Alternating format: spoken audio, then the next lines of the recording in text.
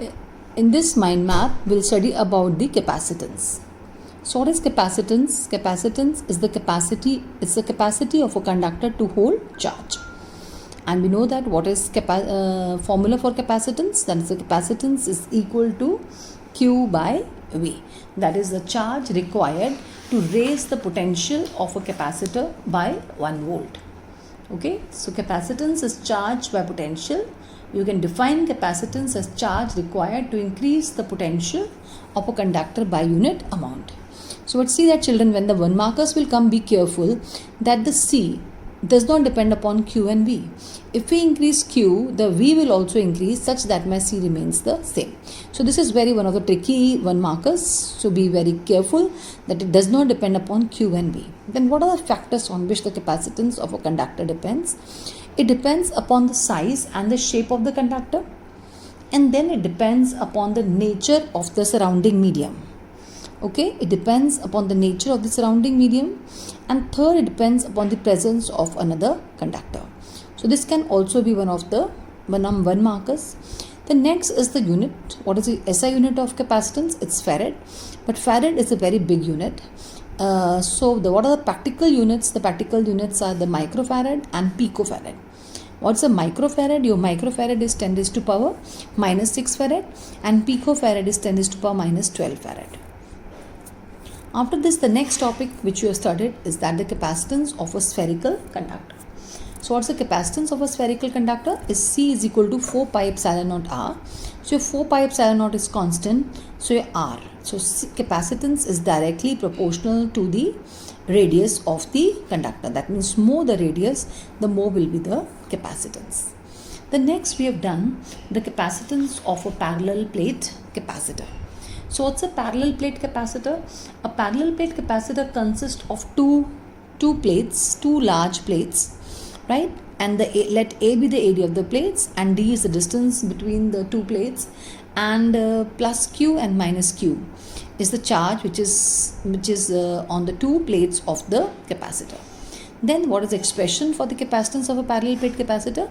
Is C is equal to epsilon naught A by D. Children, all these formulas should be on your tips. Only when they will be on your tips, you will be able to do the 1 markers or your multiple choice questions. So C is equal to epsilon naught A by D, where epsilon naught is the permittivity of free space. That means when there is a free space, that means air is between the 2 plates. So C is equal to epsilon naught A by D. So C is directly proportional to area. Alright, that is the size and shape, as I said. It is directly proportional to area of the plate.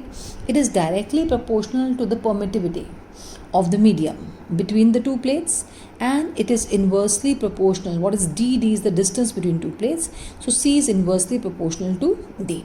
So these are 3 factors on which the capacitance of the capacitor depends. The next 1 marker can be what is the net charge on the capacitor. So one plate is positively charged and the second plate is negatively charged. So net charge on a capacitor is 0. Alright, children, so this is about the parallel plate capacitor which we have done. The next topic which we have done is that the combination of capacitors, so that is in series and in parallel. So let's quickly revise the characteristics of the capacitors in series and in parallel. So as you see in series, what do you mean by series? That means series means when the capacitors are connected end to end.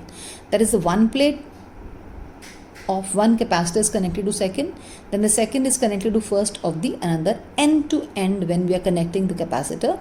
Such a combination is known as the capacitance in series. Now what are the characteristics of the capacitor in series? That Q is same. So when you are connecting the capacitors in series, the charge on each capacitor will be same, but the potential across each capacitor will be different. Is it clear? I am repeating it again. The charge on each capacitor will be same, Q is same, but potential across each capacitor will be different. Okay, and what will be the formula for the equivalent capacitance?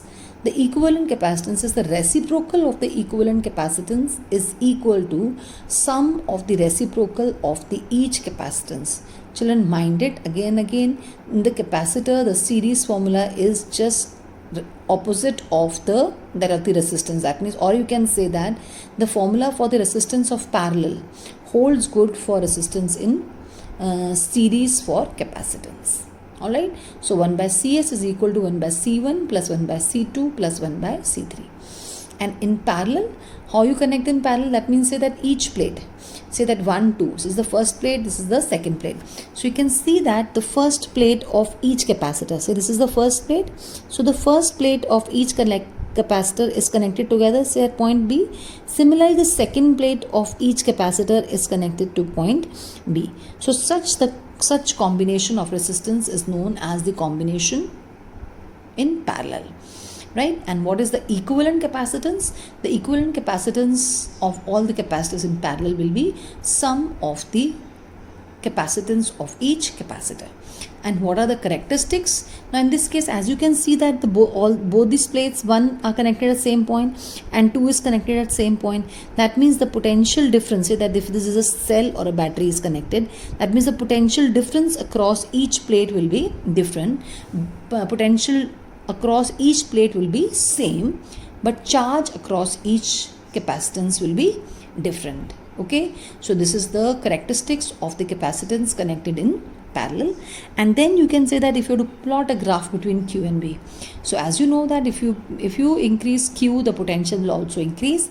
That is, a graph between Q and B will be a straight line. And what will the slope of the graph gives? The slope of the graph, your slope will be equal to, slope is equal to Q by V. And what's my Q by V? My Q by V is capacitance. So slope of Q by V graphs gives us the capacitance. So this is all about the mind map or the important points about the capacitance.